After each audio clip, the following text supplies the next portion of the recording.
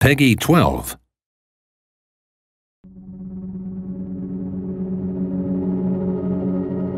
Arca's Path is a beautiful and engaging story about a little girl who lives on a bit of a dump. She finds this mask and it takes her to some very amazing places. In this virtual world, in the mask, you are downloading this girl's consciousness into this ball and trying to discover the world. You are trying to navigate puzzles and figure out the best ways to get through. So Arca's Path was inspired by a lot of the classic ball physics rolling games like Marble Madness and Spin Dizzy. And your main input is your head, and you use your head to steer the ball through a variety of puzzles and hazards.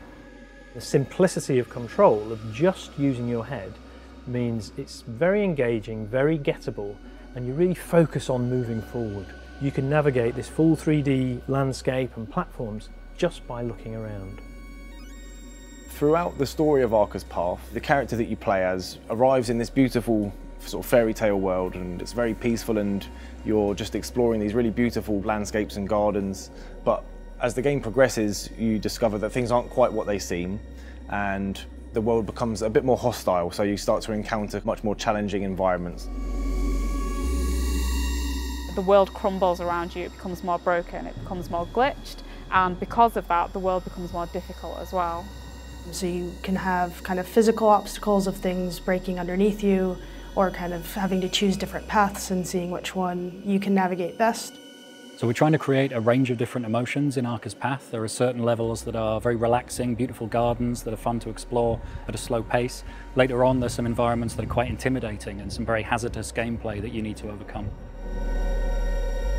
So we really want the world of Arca's Path to feel enticing and kind of mysterious. We want the player, when they're rolling through, even on the kind of quiet, not particularly challenging sections, we want there to be loads for the player to look at. And then later on, when things get a little bit darker, we want the player to feel that kind of slightly chaotic, oppressive computer simulation going a bit haywire. So you get a range of emotions throughout the game.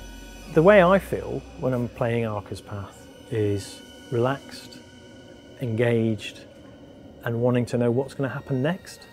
I do find it a great piece of escapism with a little bit of challenge, but also a great story that I want to find out the ending to.